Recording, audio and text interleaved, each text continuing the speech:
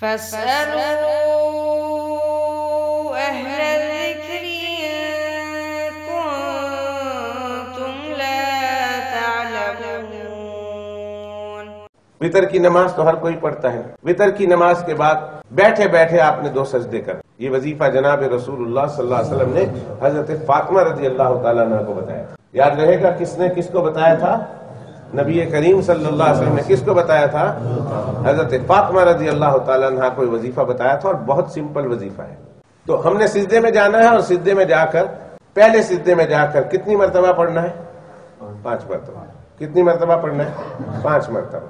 کیا پڑھنا ہے؟ سبوح قدوس رب الملائکۃ والروح۔ پھر بیٹھ جانے کا۔ اب آیت الکرسی پڑھنی، اس پر کیا ملے گا؟ ابھی وہ جگہ سے اٹھا نہیں، اور اللہ اس کی مغفرت کر دیتے ہیں، مغفرت فرما دیں گے۔ اتنا ہی ہوتا تو بتیرا سی، اللہ تعالیٰ اس کو 100 حج اور 100 عمروں کا اور شہیدوں کا ثواب عطا فرمائیں گے، اور اس کی طرف اللہ سبحانہ و تعالیٰ 1000 فرشتے نازل کریں گے جو اس کے لیے نیکیاں لکھتے رہیں۔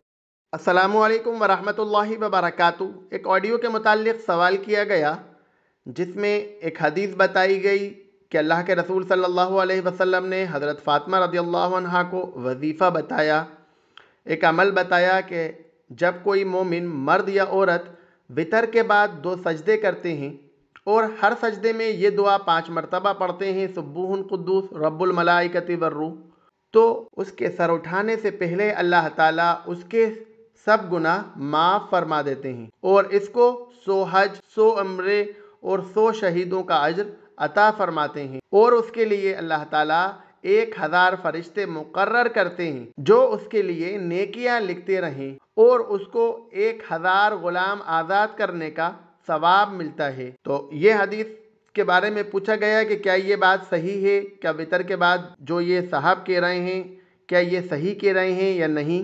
دیکھیے، یہ ایک موضوع اور من گھڑت روایت ہے، ایسی کوئی بھی بات اللہ کے رسول صلی اللہ علیہ وسلم سے نہیں ملتی۔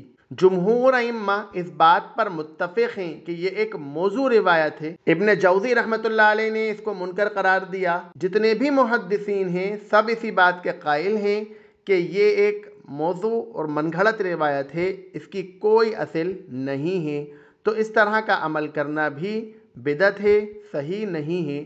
وآخر دعوانا ان الحمد للہ رب العالمین۔